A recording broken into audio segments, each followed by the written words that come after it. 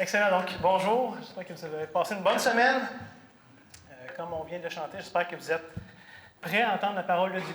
Parce qu'au-delà de ce qui peut sortir de ma bouche, de ce que je peux penser ou faire, on croit que si la Bible est exposée correctement, sainement, c'est Dieu qui parle à son peuple ce matin encore. C'est sans surprise, évidemment, qu'on va aborder Jonas chapitre 2. Si vous êtes parmi nous depuis les dernières semaines, vous savez, on est dans une série sur le livre de Jonas. Et la semaine passée, on a couvert évidemment le chapitre 1 et on a vu entre autres la fuite, la rébellion, l'obstination du prophète Jonas qui ne voulait absolument pas donner aucune chance à ses ennemis de se repentir. Au début, pourtant, le message que Dieu demande à Jonas de donner n'est pas un message de repentance. Il dit « Va Ninive puis crie contre elle, sa méchanceté est montée jusqu'à moi. » C'est un message de destruction, un message de jugement que Dieu envoie. Et Jonas se dit « Merveilleux, ça c'est une bonne affaire, mais je n'ai pas le goût d'aller leur donner. » Parce qu'imagine, si je leur dis d'avance que Dieu va les détruire, peut-être qu'ils vont avoir l'occasion de se repentir. Peut-être qu'ils vont fuir la ville. Peut-être que... Et Jonas ne désire pas une repentance. L'objectif de Jonas, il s'accorde très bien avec Dieu que Ninive mérite un jugement, mais il ne veut pas laisser une porte ouverte à autre chose. Et donc, il ne veut pas leur laisser aucune chance de pouvoir se repenser. Il ne veut pas leur annoncer le jugement au cas où que ça pourrait être évité. Fait que Dieu, si tu veux les détruire, détruis-les tout de suite. On n'en parlera plus. Mais ne laissons pas une porte ouverte à une autre éventualité. Alors, comme on l'a vu, Jonas était même prêt à faire face au jugement et aux conséquences de Dieu, plutôt que de se soumettre et de s'humilier à lui. Une des choses qui ressortait, c'est de voir à quel point est-ce que c'est franchement pathétique de voir le cœur humain devant Dieu. À quel point est-ce qu'on peut avoir la tête dure, le cœur dur. Et comme je partageais la semaine passée, Jonas n'est pas un exemple unique. Il est un exemple type de la race humaine, de ce que vous et moi sommes très bien capables de faire aussi. Et une des choses que je voulais faire sortir du chapitre 1, c'est à quel point est-ce que c'est fou, à quel point est-ce que c'est stupide, à quel point est-ce que c'est absurde d'essayer de s'opposer, de résister à Dieu. On le fait tous. On a tous des bonnes justifications de le faire. Mais à la fin, c'est absurde de penser pouvoir le faire. Il n'y a rien de rationnel dans le péché. C'est toujours quelque chose d'aberrant, d'insensé, d'illogique. Littéralement, toutes les formes de péché, les grands ou les petits, si on veut les catégoriser, malgré que je ne pense pas que c'est tout à fait approprié de le faire, mais toutes les formes de péché sont une expression de notre folie, de notre orgueil, de notre rébellion, de notre arrogance. Dieu, tu dis que telle chose est bonne. Moi, je trouve que ça, c'est mal. Je ne le ferai pas. Dieu, tu dis que telle chose est mal. Moi, je trouve ça désirable. Et je vais choisir de poursuivre telle ou telle chose. C'est ce qui habite notre cœur. Donc, c'est une expression de notre folie, de notre orgueil, de notre rébellion, de notre arrogance. Imaginez, personne n'irait volontairement contrarier. Le clicker ne marche pas. Si vous voulez l'avancer, s'il vous plaît. Mais personne n'irait volontairement contrarier un lion dans le but de se battre contre lui. Si tu vois le lion tranquille dans le coin qui ne dérange pas, puis tu viens donner une tape sur le nez, juste pour le plaisir d'aller te battre contre lui. Ça serait fou, ça serait absurde de penser faire ça. Mais pourtant, l'opposé est très à l'aise de s'opposer à la loi pour règne du Dieu 3 fois saint, créateur de toutes choses, qui maintient tout en existence. On n'irait jamais faire ça contre un lion, qui est pourtant une petite créature bien inoffensive en comparaison du Dieu 3 fois saint. Et plusieurs fois par jour, on ose venir devant Dieu donner une petite tape sur le nez. En disant, je vais faire ça.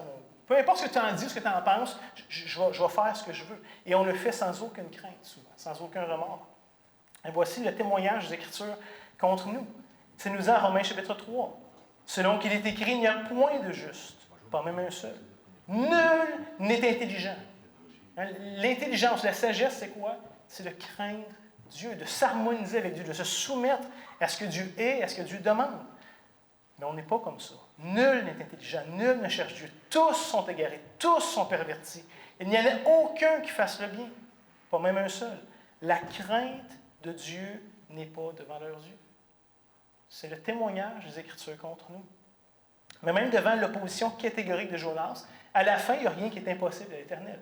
C'est pas comme si Dieu désirait tellement quelque chose, assis sur son trône de papier mâché, qu'une couronne en carton, puis qu'il aimerait donc ça que Jonas le fasse.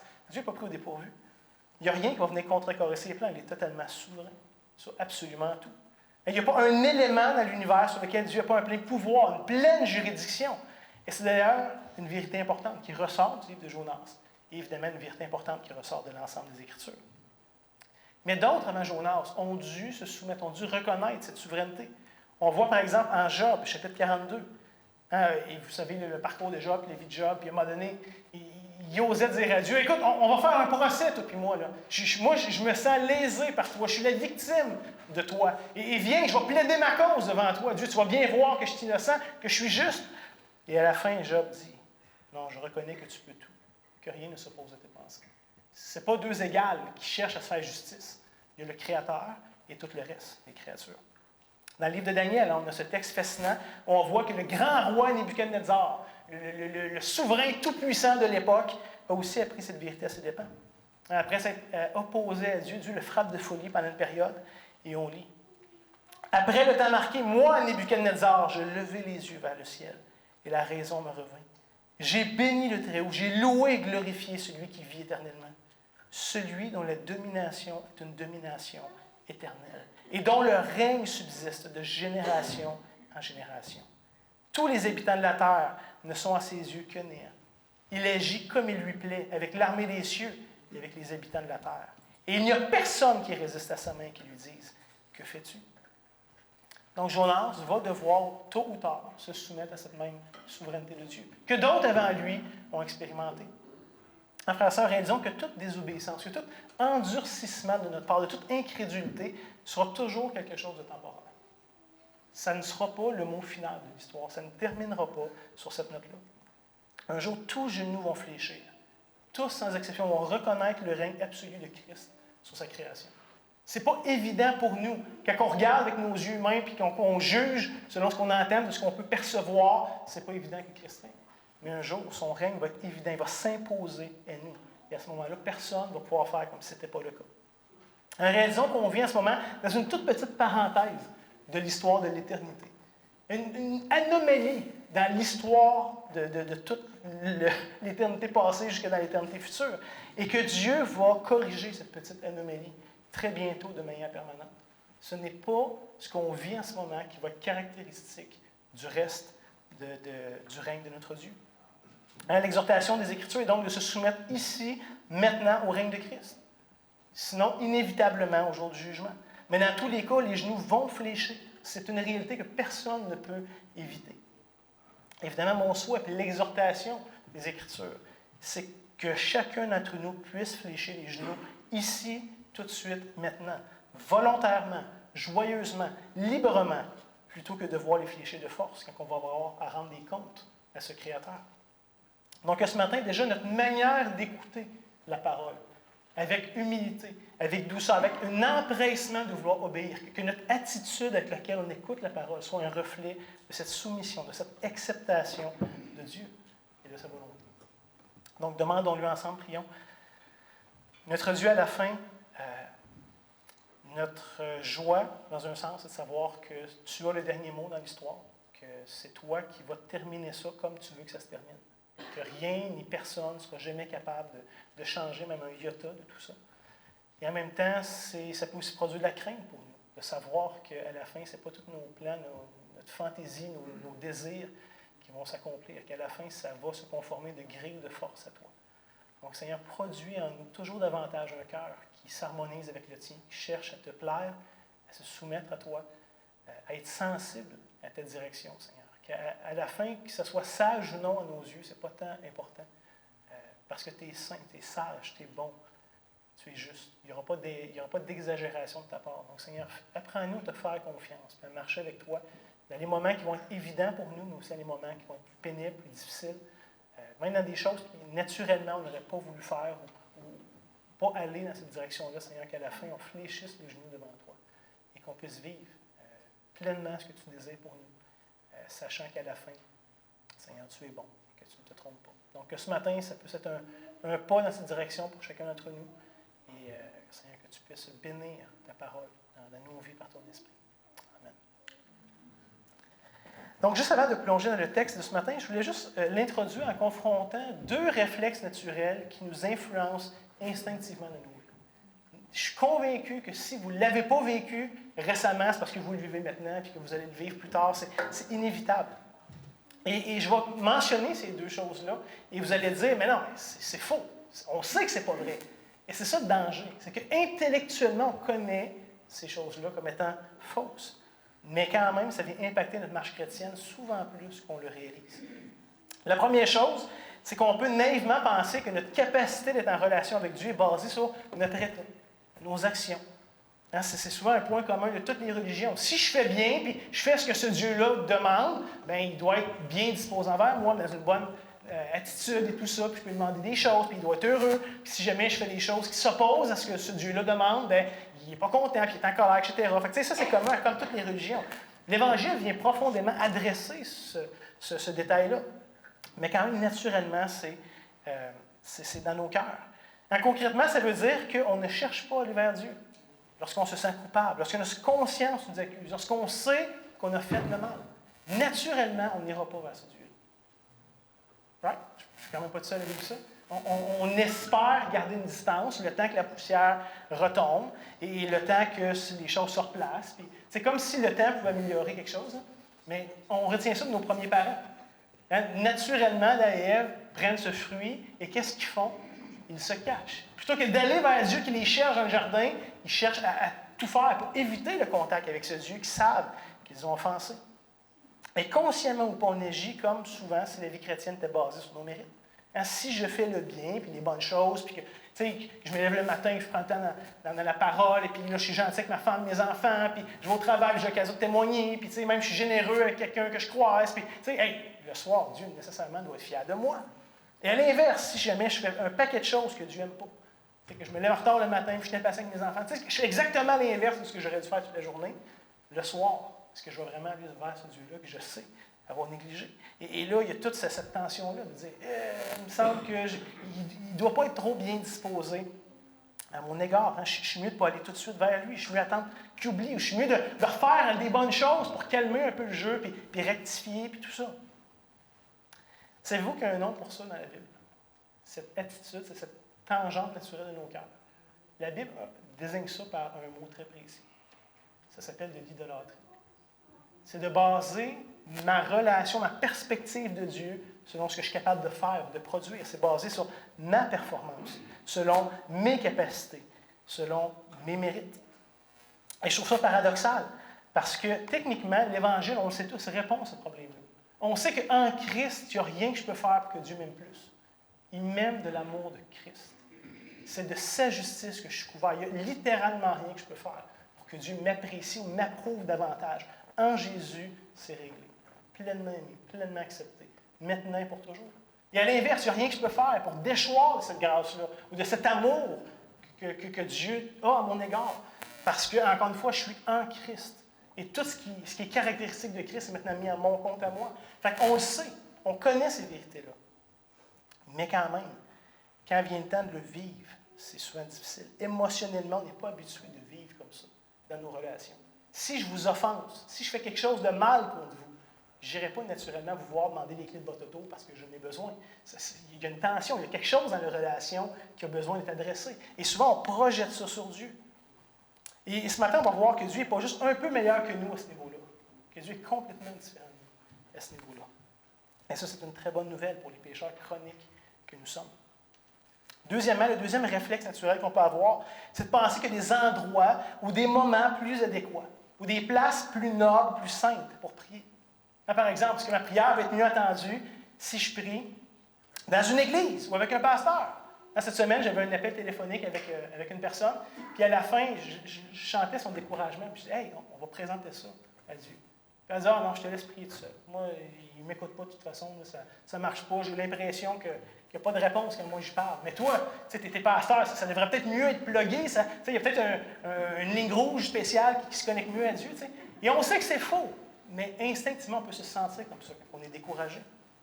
Donc, est-ce que ma prière est plus efficace si je prie dans une église ou dans une certaine disposition, plutôt que si je prie en étant en toilette, peut-être, dans un état d'intoxication? Est-ce que ma prière va être moins efficace, moins bien reçue, moins bien entendue de la part de Dieu?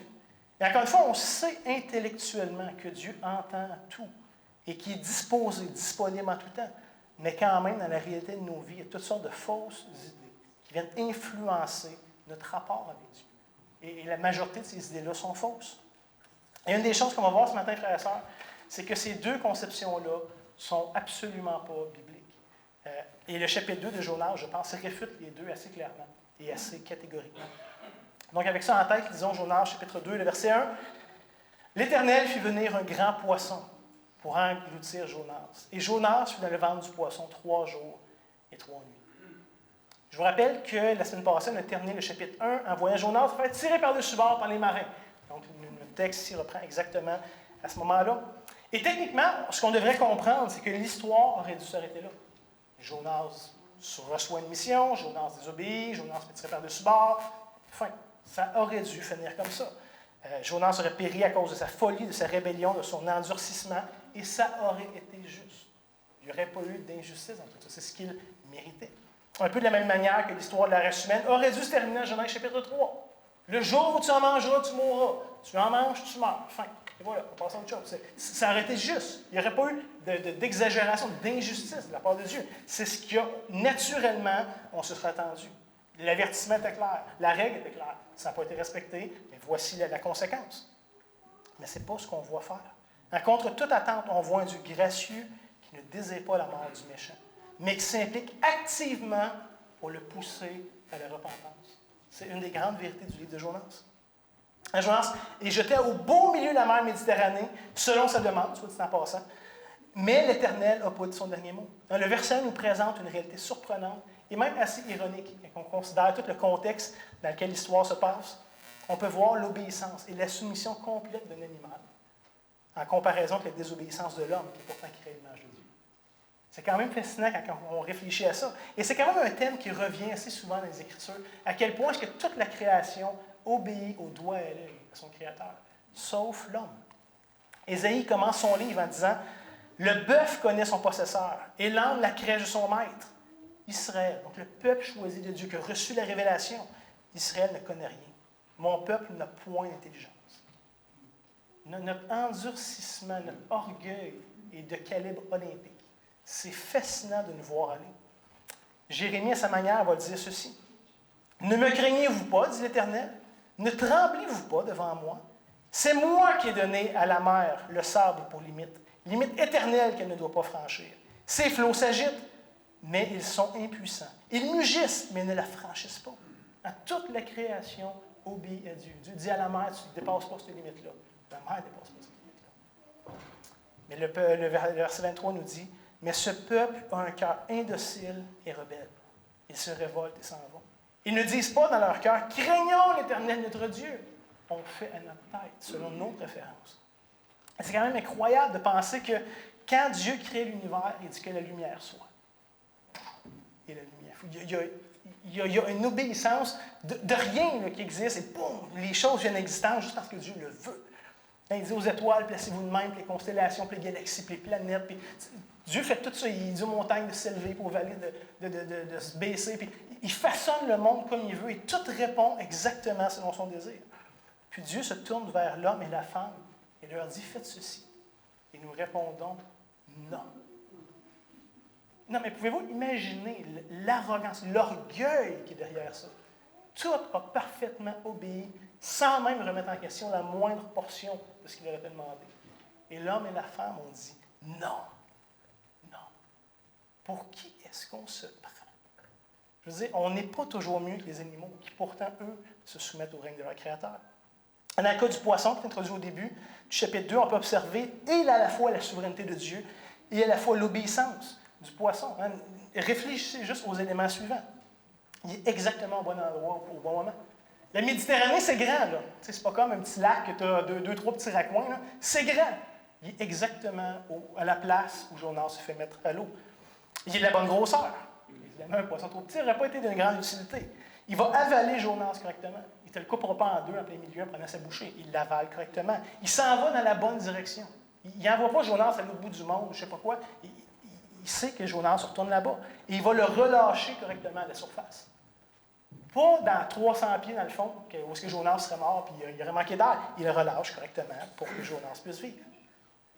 Dans le chapitre 1, on a vu que les éléments, donc ici le vent, la mer, la tempête, tout ça est sous le contrôle de Dieu. Et on pourrait dire, mais on le sait. Mais le chapitre 2 nous démontre aussi que même la création vivante lui est soumise. Que ce poisson est soumis, qu'on pourrait penser à la pêche miraculeuse. Tu sais, les apôtres qui ont pêché toute leur nuit, puis Jésus arrive et dit, les gars, mettez votre filet là. Mais non, mais il n'y en a pas de poisson ici. On a essayé. Il va en avoir, les gars. C'est comme si Dieu commande aux poissons, tirez-vous dans le filet. C'est fou comme ça. Daniel avec les lions, on dit, non, vous ne mangerez pas lui. Vous mangerez tous les autres, mais pas lui. Vous n'avez pas le droit de toucher. Puis il ne touche pas. Je veux dire, Dieu est au contrôle même de la création vivante. Tout lui est soumis. Et permettez-moi de dire ceci, parce qu'habituellement, on voit le grand poisson comme un jugement de Dieu contre la désobéissance du prophète Jonas. C'est souvent comme ça qu'on le perçoit. Mais en réalité, le poisson est un moyen de grâce par lequel Dieu sauve Jonas. On ne réalise pas. Est-ce que c'est la chose la plus glamour? Non. Mais c'est quand même un moyen de grâce où Dieu sauve Jonas de sa propre folie. Et il disait, jetez-moi dans la mer vers une mort assurée. Jonas, et on va le voir, c'est un thème récurrent du livre, aime mieux mourir que d'obéir à Dieu. Mais même dans ce cas-là, Dieu intervient. Le psaume du chapitre 2, qui est écrit vraiment de manière poétique, c'est un psaume, même si on ne le réalise pas souvent, mais c'est le témoignage de Jonas, que Dieu est intervenu en sa faveur. Il réalise que ce n'est pas probablement un châtiment qu'il subit, mais que c'est une grâce, une délivrance et un salut. J'aimerais juste simplement faire remarquer le parallèle entre l'expérience de Jonas et l'expérience de Christ. Dans ces fameux 3 jours et 3 nuits que Jonathan nous lisait tantôt.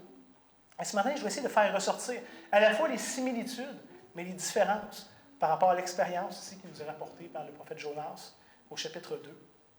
Et comme on l'a vu dans l'introduction, Jonas est à bien des égards l'antithèse ou l'antitype de Christ. Tout ce que Jésus est, Jonas est à peu près l'opposé.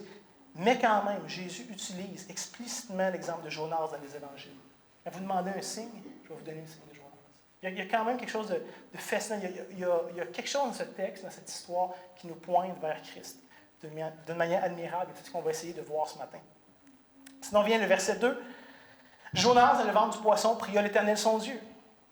Et comme je vous l'ai dit il y a quelques instants, je trouve ça fascinant quand même comme verset, mais il n'y a pas de mauvaise place ou de lieu inapproprié, de circonstances trop bizarres pour s'adresser à Dieu. Je pense que c'est une des grandes vérités qu'on voit du chapitre 2. Et imaginez Jonas, et je ne sais pas trop où en mer Méditerranée, dans le ventre d'un poisson, en complète rébellion par rapport à Dieu, en rébellion ouverte. Certainement, ce que ce n'est pas les meilleures circonstances. Pour se tourner vers ce Dieu et demander son aide. Jonas, personne sur la face de la terre sait ce qui vient en ce moment. Personne sur la face de la terre qui est en mesure de l'aider. Je veux dire, s'il y avait eu un cellulaire, le réseau ne l'a pas pogné. Mais il crie à Dieu et il est entendu. Malgré tout, réalisons aussi qu'il n'y a pas de mauvaise place pour se tourner vers l'Éternel. Le problème, c'est jamais l'endroit. C'est jamais les circonstances de nos vies. Le problème, c'est l'état de nos cœurs. C'est ça qui met une barrière. C'est ça qui met une distance entre nous et Dieu.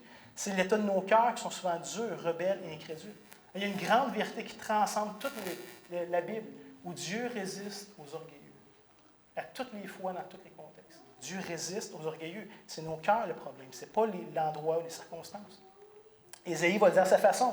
Il va dire, non, la main de l'Éternel n'est pas trop courte pour sauver, ni son oreille trop dure pour entendre. Le problème, ce n'est pas chez Dieu. Ce n'est pas ça le problème. Ce sont vos crimes qui mettent une séparation entre vous et votre Dieu. Ce sont vos péchés qui vous cachent sa face et l'empêchent de vous écouter. Le problème, ce n'est pas Dieu dans l'histoire. Ce n'est pas lui qui est insensible. C'est nous qui souvent courons le plus loin possible de lui. L'apôtre Pierre, à sa manière, nous rappelait, je pense que c'est dans le chapitre 3, qu'il y a des choses qui peuvent venir faire obstacle à nos prières. Dans le contexte, le rôle des maris par rapport à leurs épouses, mais il y a des choses qui font obstacle à nos prières. Pas parce que Dieu ne veut pas les entendre, parce que nous ne sommes pas dans une attitude où notre cœur n'est pas disposé à se tourner vers lui. À la fin, comprenons que l'Éternel est le Dieu de toute la terre, que sa présence, que son règne s'étend partout, que son autorité, que sa juridiction n'a pas de limite. Mais il désire qu'on se tourne vers lui avec humilité. Il résiste aux orgueilleux, mais il fait toujours grâce aux humbles. Donc, peu importe où est-ce qu'on est, peu importe ce qu'on a fait, Dieu désire qu'on aille vers lui, pour lui faire connaître nos besoins. Il nous dit régulièrement, faites-moi connaître vos besoins. Et en vrai, dans toutes les circonstances de nos vies, c'est toujours la vraie et la bonne solution, de se tourner vers Dieu avec un cœur humble, prêt à entendre, prêt à se soumettre. Peu importe ce qu'on vit, c'est toujours la solution.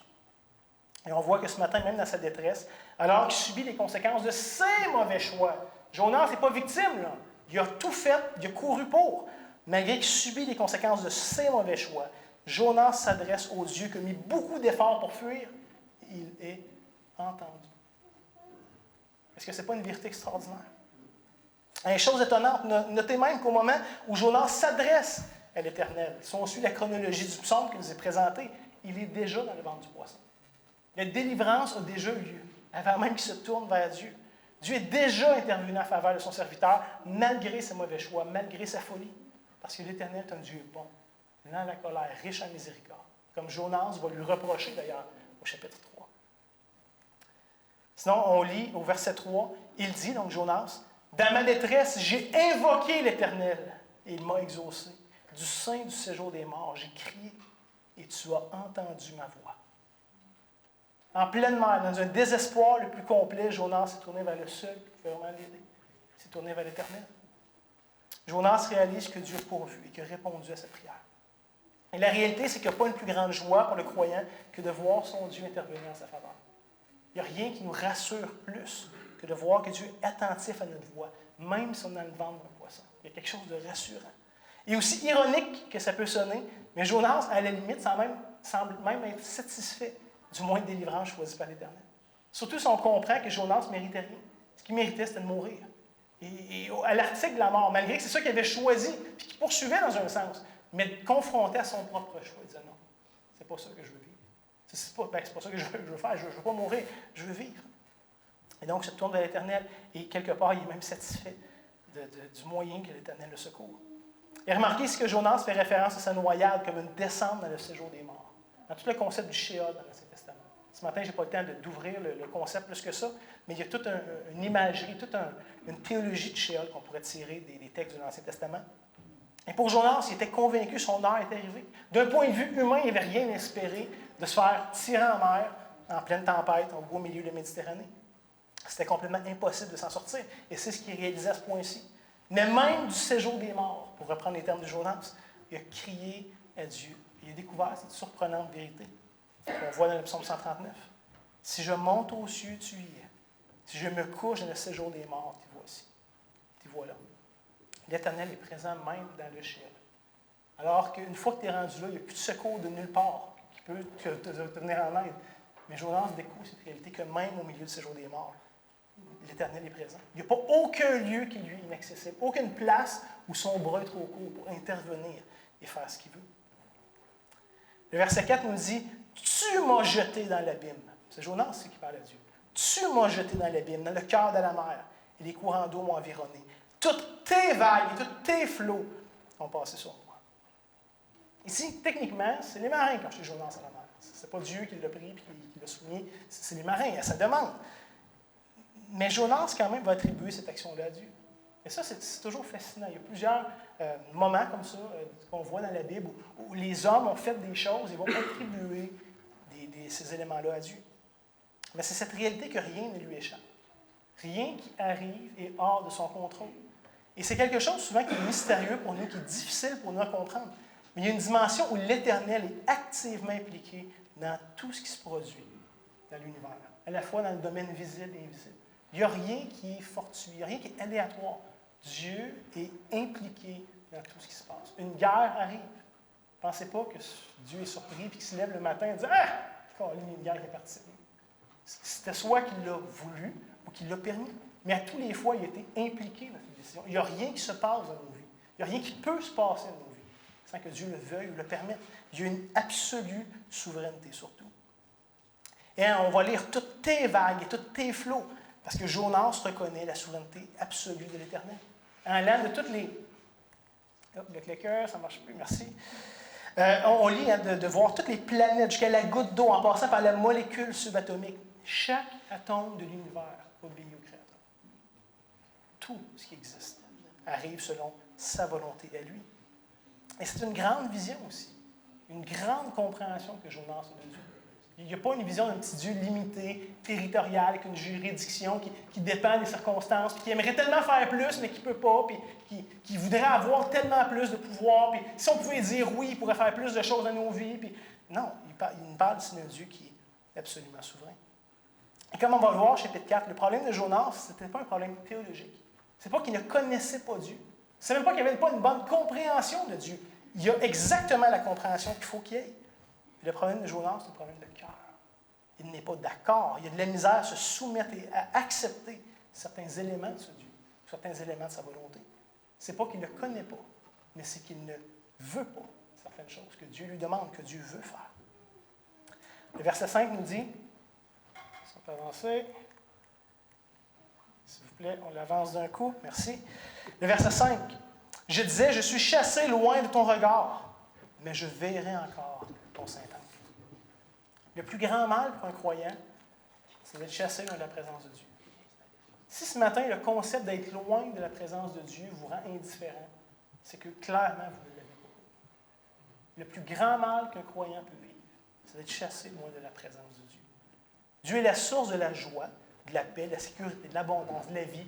Nommez-le. Si c'est une bonne chose, Dieu en est l'auteur.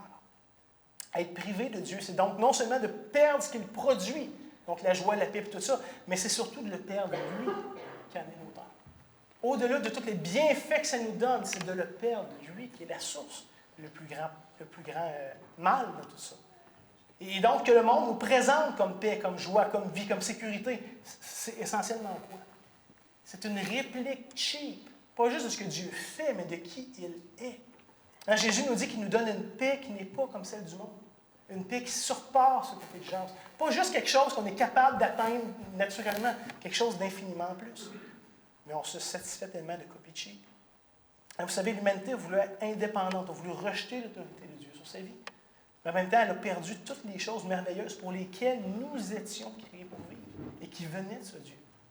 Mais malgré, par exemple, que les désirs, les aspirations profondes de nos cœurs demeurent, on a rejeté celui qui en était la source, mais on n'a pas changé nos cœurs, qui courent encore après ces choses-là. Et donc, comme je disais, on a essayé de les substituer, de les combler, parce que c'est des choses légitimes, mais on en a fait des répliques cheap qui finalement ne satisferont pas ces aspirations profondes.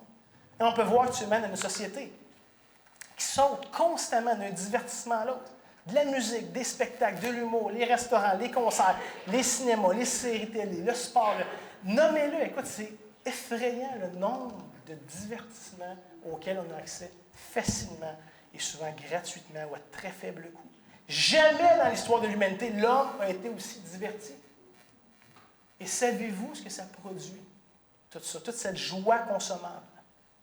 Ça produit une société qui meurt à coups d'antidépresseurs, où le taux de dépression, de burn-out, d'anxiété, de suicide est en hausse de manière alarmante, voire exponentielle. À toutes les années, j'aime ça regarder les chiffres. Je me dis, wow, là, on a topé le maximum. À chaque année, on brise des records. Je me dis, ça ne pourra pas être le même encore longtemps. Ça va être dur d'avoir plus que 100% de la population qui sont là-dessus. Mais à toutes les fois, on dirait que ça augmente. Comment est-ce qu'une société aussi joyeuse, aussi prospère, qui consomme sans arrêt de l'amusement, peut en finir avec un aussi grand mal de vivre, une aussi grande tristesse, un aussi grand désespoir? Comment est-ce qu'une société où les salaires sont les plus élevés sur la planète peut être aussi endettée? Est-ce que ce n'est pas paradoxal? C'est parce qu'on cherche à vivre selon ce qu'on a été créé pour vivre, mais en étant déconnecté de la source. On cherche des substituts cheap qui finalement ne font pas le travail, ne peuvent pas nous combler. D'une manière imagée, on est comme cet ordinateur portable qui est déconnecté. Fait il y a une autonomie, il y a une batterie. Je peux déconnecter mon ordi, faire du travail pendant plusieurs heures, mais tranquillement, la batterie s'éteint. Et on veut avoir l'impression d'être en vie, d'être encore connecté à la source, mais qu'on ne l'est pas. Et là, on ouvre les applications, puis on y va. Puis là, on draine le jus de la batterie, puis on se pense autonome. Puis on pense que ça n'aura pas de fin. Et ça fait juste brûler la batterie plus vite. Et on court juste vers la mort plus rapidement. Notre surconsommation de biens matériels, de divertissements de toutes sortes, est la preuve ultime qu'on court après quelque chose qu'on n'a pas encore atteint. C'est une carence de société. Et c'est pas comme si ça nous en prenait juste un petit peu plus encore. Et enfin, ça va être correct. On va avoir réglé le problème. La réalité, c'est que ça nous en prend infiniment plus. Il faut être reconnecté à la source. Pourquoi est-ce que Jonas craignait d'être chassé loin de la présence de Dieu? C'est parce qu'il avait connu Dieu. Si vous ne l'avez pas connu, ça ne vous dérange pas de ne pas être connecté avec lui, parce que c'est juste votre expérience, c'est votre réalité. Vous ne savez pas c'est quoi de connaître Dieu. Et lorsque tu es en communion avec Dieu, tu as tout. Tu es complet. Littéralement, tu peux perdre tout ce que tu peux avoir ici-bas, allant même jusqu'à ta santé et ta vie, et surprenamment, tu n'as rien perdu encore. Tu n'as rien perdu. C'était temporaire de toute façon. Tu allais le perdre de toute façon. Mais de connaître Dieu, d'être en relation avec lui, change tout. C'est une chose terrible de vivre ici-bas sans connaître Dieu. Et c'est une chose encore plus terrible que d'entrer dans l'éternité sans lui. Et Jonas, quelque part, le savait bien. Et donc d'être chassé loin du regard de Dieu est le plus grand mal que Jonas pouvait vivre. Et alors, il est en train de se noyer et de réaliser tout ce qui se passait dans sa vie. Jonas croyait qu'elle allait inévitablement vers le séjour des morts. Et la crainte qu'il avait, ce n'était pas la mort comme telle, mais c'est d'être éloigné de ce Dieu qu'il connaissait pour toujours. Et paradoxalement, c'est quand même quelque chose que Jonas voulait fuir en allant à Tarsis. Il voulait fuir loin de la présence de l'Éternel. Mais à la fin de sa vie, quand il est confronté à l'ultimité de tout ça, il réalise à quel point c'est fou. Le verset 6 nous décrit la description finalement de la noyade de Jonas. On lit « Les eaux m'ont couvert jusqu'à m'ôter la vie. L'abîme m'a enveloppé. Les roseaux ont entouré ma tête. » Peut-être que vous voyez dans ce texte, c'est un parallèle intéressant à ce que vit Jonas et ce que a vécu Christ. Dans le cas de Jonas, sa délivrance, son expérience, la grâce de Dieu n'était pas gratuite. Dieu n'a pas juste sauvé Jonas gratuitement comme ça. Ça allait coûter à Christ plus tard d'aller jusqu'au bout et de vivre ce que Jonas a échappé. Il faut réaliser ça. Toutes les manières que Dieu fait grâce à son peuple à travers, depuis Genèse 3, c'est toujours en vue de ce que Christ va faire. En verset 5, on lit Jonas, il dit « J'ai été chassé loin de ton regard. » Ça a été circonstanciel, c'était temporaire. Christ a été chassé. Mon Dieu, pourquoi m'as-tu abandonné? Il y a eu cette déconnexion entre le Père et le Fils. Lorsqu'il dit qu'il se fait ôter la vie, puis l'abîme qui l'enveloppe, les roseaux qui ont entouré sa tête, Christ a vécu ça. Il est réellement mort. Jonas, à ce moment-là de sa vie, il n'est pas mort. Il était sûr qu'il allait le vivre. Il ne l'a pas vécu. Christ est mort. Christ a été enveloppé dans l'éternel. Christ a eu sa tête entourée de roseaux, d'épines. Je ne suis pas sûr que Jonas avait des algues autour de la tête. Je pense que c'est tout un langage figuré, mais qui déjà nous annonçait que quelqu'un allait vivre ça. Christ a été abandonné des hommes, mais surtout du Père. Christ a été maudit de Dieu. À ce moment-là, Jonas n'a pas goûté la malédiction. Au contraire, il a goûté la délivrance. Mais Christ a été maudit de Dieu. Et il a subi seul la colère de Dieu contre le péché. Contre le péché de Jonas, contre la rébellion de Jonas et contre la nôtre. Donc, réalisons aussi que Jonas n'a que très partiellement goûté ces choses qui affirment dans le psaume, dans le Jonas 2, dans le psaume qui écrit, mais que très partiellement. Mais toutes ces choses, Christ les a entièrement et complètement subies et vécues. C'est à cause de ce que Jésus a fait qu'on peut dire comme Jonas, qu'on a goûté cette deuxième chance et qu'on va voir le Saint-Temple de Dieu un jour. C'est tout à cause de Christ, ça n'a pas rien à voir avec nous. Mais celui qui a toujours été obéissant et agréable à Dieu, Jésus lui-même, a subi le sort que méritaient les vrais rebelles, les vrais coupables, pour leur offrir la paix avec Dieu. Et c'est uniquement en regardant d'avance à cette œuvre-là que Dieu a pu retenir sa colère, à la fois contre Ninive, à la fois contre Jonas, à la fois contre nous-mêmes, à la fois contre le monde dans lequel on vit. Jonas renchérit au verset 7, la première partie, lorsqu'il dit « Je suis descendu jusqu'aux racines des montagnes. Les bords de la terre m'enfermaient pour toujours. » Pour lui, dans sa compréhension de ce qu'il vivait à ce moment-là, c'était la fin. Il se voyait mourir. Il était retenu à jamais dans le séjour des morts. Et remarquez qu'à ce point-ci, c'est le point le plus bas, le plus dramatique du psaume. À partir de là, tout va se remettre à remonter. Et on voit Jonas qui est tiré du bateau dans la mer, de la mer qui coule, puis là, tu as le poisson, puis là, tu as les profondeurs de la terre, puis là, ça descend. Et à partir de là, tout va se remettre à monter, jusqu'à aller dans le temple glorieux de Dieu. Tout va culminer dans une merveilleuse déclaration. Je ne vais pas le punch tout de suite, on va la toucher tantôt, mais tout ça va culminer dans une affirmation extrêmement forte que Jonas va faire, et qui va faire du sens de tout ce passage. Un peu de la même manière que lorsque Christ est mort, tout semblait perdu. Je veux dire, l'espoir était terminé. Tous ses disciples l'ont abandonné. Tout ce qu'il pensait, tout ce qu'il aspirait, c'était fini. Il est mort. Il est au tombeau. Il n'y a plus d'espérance à avoir passé la mort. Et pourtant, il a été ressuscité, glorieux et victorieux. Et Jonas a un peu, à sa manière, expérimenté cette même délivrance.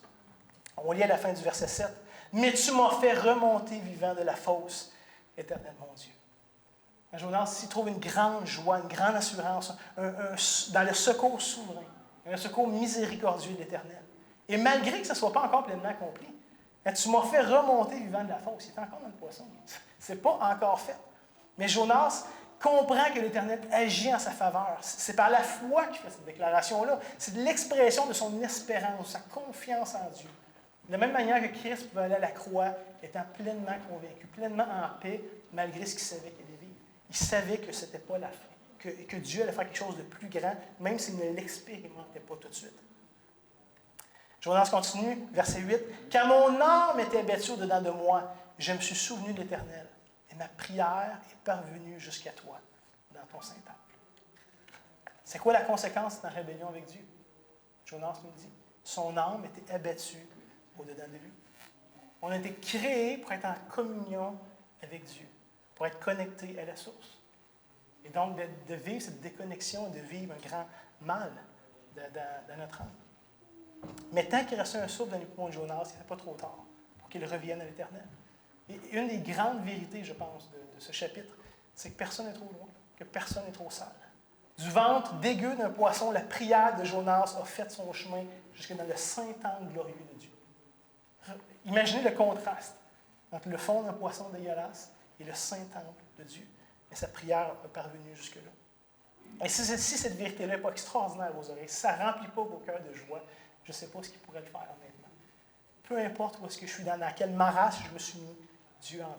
Dieu est réceptif. Dieu est enclin à entendre et à répondre.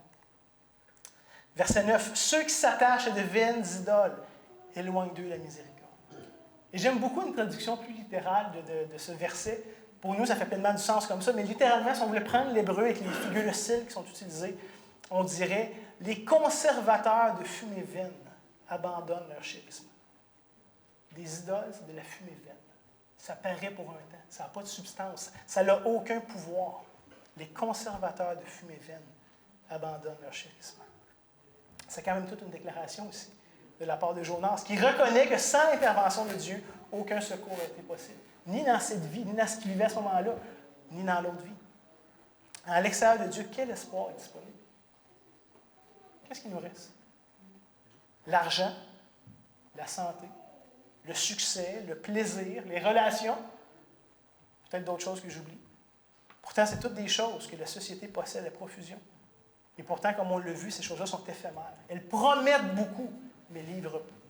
Elles produisent bien peu d'espoir. Et ultimement, chacune de ces choses-là va se montrer insuffisante. Tôt ou tard, vous allez toutes perdre ces choses-là. Si ce n'est pas bientôt, ça va être plus tard, mais c'est une question de temps. Les marins du chapitre 1 qu'on a vu la semaine passée, eux avaient compris cette leçon-là. Ils commencent à se tourner vers les idoles et terminent à se tourner vers l'Éternel. Si le secours ne vient pas de l'Éternel, il n'y a aucun espoir réel, il n'y a aucune garantie réelle. Si Jonas en est sorti vivant, c'est à cause qu'il s'est confié dans l'Éternel et qu'il a crié à lui pour être délivré. Sinon, on n'aurait jamais entendu parler de Jonas. Ça se serait terminé là, son histoire. Et on voit verset 10, la conclusion du psaume. « Pour moi, je t'offrirai des sacrifices avec un cri d'action de grâce. J'accomplirai mes vœux que j'ai faits. Le salut vient de l'Éternel. » Ici, on peut voir toute la reconnaissance de Jonas. En contraste avec ses sentiments depuis le début, maintenant il se tourne contre le Dieu qui cherchait à fuir et se tourne vers lui avec reconnaissance. À ce point-ci, le cœur de Jonas déborde de joie, réalisant toute la grâce dont il est l'objet à ce moment-là. Comme les marins l'ont expérimenté avant lui. Et comment est-ce que le chapitre 1 termine? Avec le fait que les marins font des sacrifices à l'Éternel. Ils font des vœux à l'Éternel. Et enfin, Jonas se tourne et a l'attitude qu'il aurait dû avoir depuis le début. Et j'espère que vous avez remarqué cette déclaration extraordinaire qui est faite ici par Jonas. Le salut vient de l'Éternel. Il le savait avant. C'est un juif. Il connaît les oracles de Dieu. Il sait comment Dieu a délivré son peuple. Il connaît tout ça. Mais il y a goûté à ce point-là dans sa vie. Il l'a expérimenté de manière toute particulière. Ça a fait toute la différence pour lui. Le salut ne vient pas des Juifs. Le salut ne vient pas des chrétiens. Il ne vient pas des bonnes personnes, des gens intelligents, de ceux qui ont réussi leur vie, de ceux qui obéissent à la loi de Dieu. Le salut vient de l'Éternel. Et de l'Éternel seul. C'est pourquoi est-ce que ceux qui s'attachent à des idoles éloignent d'eux la miséricorde. C'est parce que le salut vient de l'Éternel. Et vient la conclusion du chapitre 2, et on retourne au style narratif. L'Éternel parlait au poisson, et le poisson vomit Jonas sur la terre. Donc Dieu ici amène sa mission de sauvetage, on peut dire ça comme ça à sa fin. Et vous comprendrez que ce n'est pas une entrée très triomphante, très, très glamour de la part du prophète, de dire « Hey, voilà, maintenant je suis bien disposé à obéir à la volonté de Dieu. » C'est quand même un petit peu triste. Imaginez juste l'odeur d'un instant. On fait que du poisson dans la maison, puis ça sent une coupe d'heure, une coupe de jours.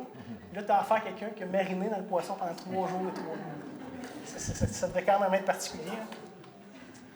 Mais ce matin, il y a deux façons, ultimement, de comprendre ce texte qu'on a étudié. Premièrement, on peut le comprendre de manière intellectuelle, comme des faits qui entourent l'expérience d'une partie de la vie de Jonas. Et c'est vrai, mais ça vaut ce que ça vaut. On peut voir le récit de Jonas comme celui d'un homme qui a concrètement expérimenté la grâce de Dieu. Et peut-être vous allez me dire, c'est quoi la différence entre les deux? La deuxième option, c'est que ce n'est pas uniquement des faits qui me sont présentés, mais des réalités qui me sont aussi accessibles, que je peux moi aussi vivre et expérimenter. Donc, pas juste des faits qui concernent quelqu'un d'autre dans une situation qui ne m'appartient pas, mais une étude de cas qui est aussi pertinent pour moi.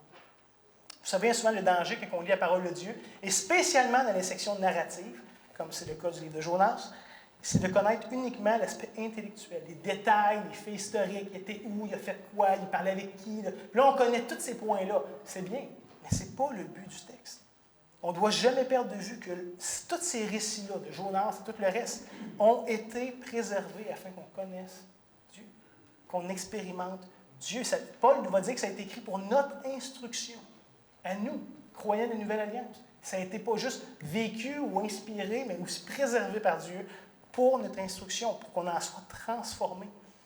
Donc, ce matin, comment est-ce qu'on peut connaître et expérimenter Dieu de manière concrète à partir de ce texte, d'un petit livre de l'Ancien Testament? 3 choses, je pense, pour vous. Premièrement, on peut voir que les Écritures nous présentent qu'on est absolument libre de nos choix, mais jamais libre des conséquences qui en découlent. Ça, je pense que c'est une des grandes vérités. Malgré que la grâce de Dieu soit suffisante dans toute situation, on est vraiment libre de nos choix, mais pas nécessairement des conséquences. Ma frère et sœur, l'obéissance peut parfois être coûteuse. C'est vrai? L'obéissance peut être difficile, peut être coûteuse.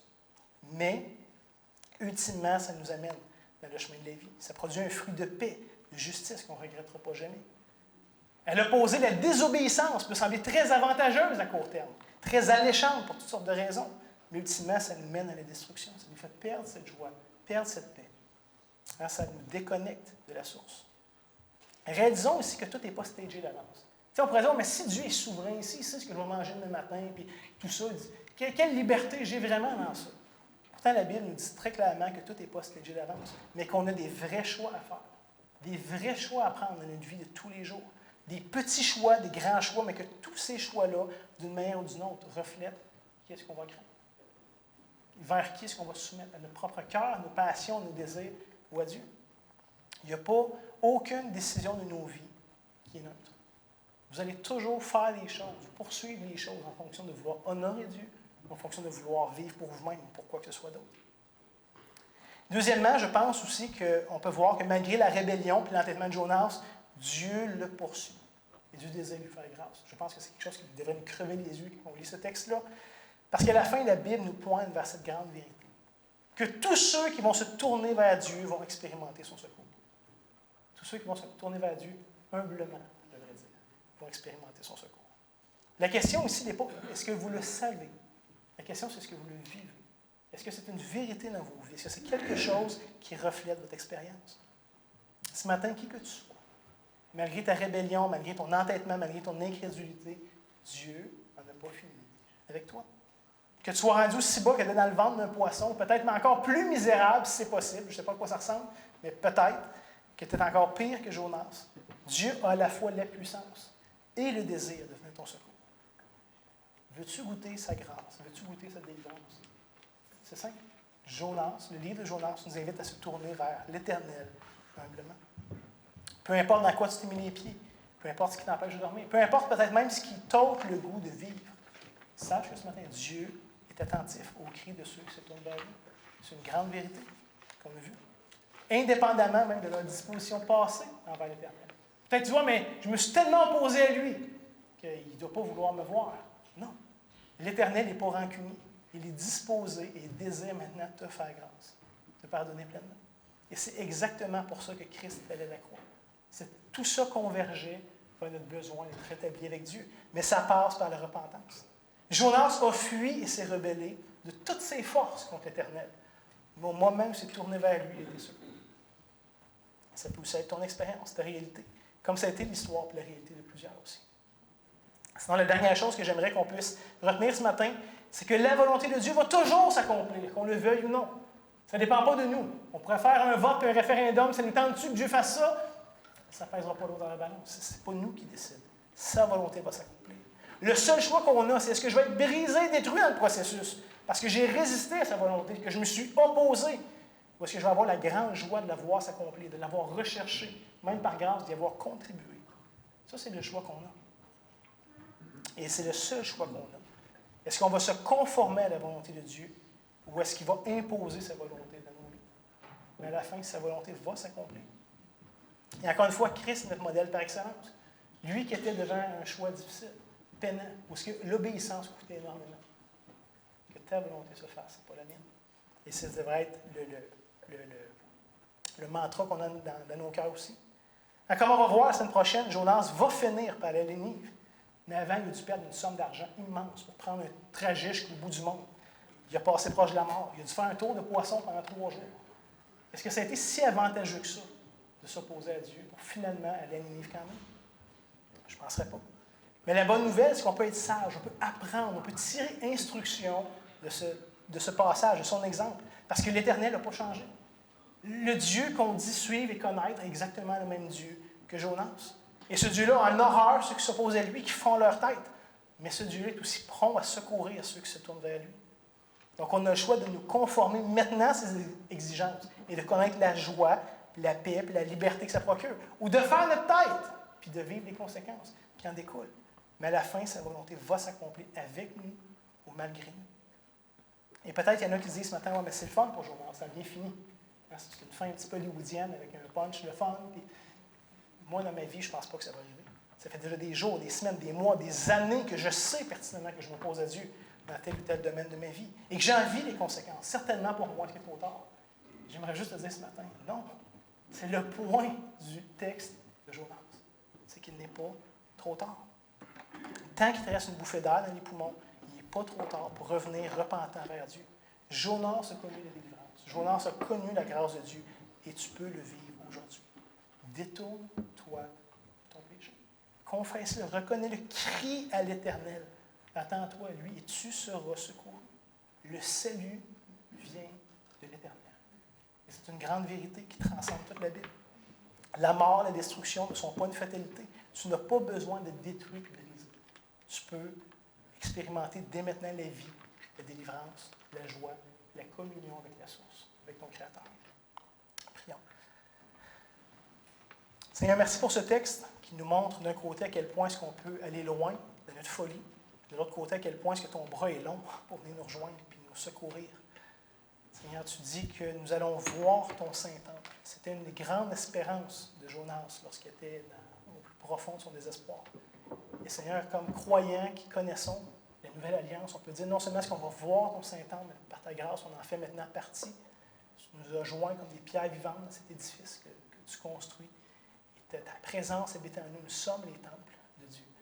Donc Seigneur, merci pour toute cette grâce qui a été déversée à grand prix pour nous. Permets-nous d'en être profondément reconnaissants, que ça puisse produire dans nos cœurs un désir de t'obéir. Ce qu'on n'a jamais fait avant de te connaître, que maintenant on puisse apprendre à vivre sur que tu fais de nous des saints, des fils et des filles. Et qu'on puisse, Seigneur, faire ton plaisir, rechercher ta joie, rechercher ta volonté. Donc dispose nos cœurs, aide-nous. Tu nous dis que la tentation est forte, mais tu nous dis que tu ne mets aucune tentation qui est au-delà de notre force. Parce que tu es un Dieu bon qui nous connaît. Ne permet pas de nous mettre dans des situations impossibles. Mais à toutes les fois, tu dis que tu donnes le moyen de trouver la grâce pour s'en sortir. Donc, Seigneur, qu'on puisse, par ta force, par ta grâce, trouver ce moyen de te plaire et de résister. Seigneur, merci de pardonner abondamment nos fautes, nos rébellions, nos endurcissements. Mais que ta grâce ne soit pas une excuse de s'endurcir, de persévérer, mais qu'au contraire, ça nous amène à abandonner joyeusement toutes nos vies pour te saisir. Donc, Seigneur Jésus, c'est en toi, par toi, on fait cette prière ensemble ce matin. Amen. Comme commission, je pensais que le texte d'Ézéchiel 18 est approprié.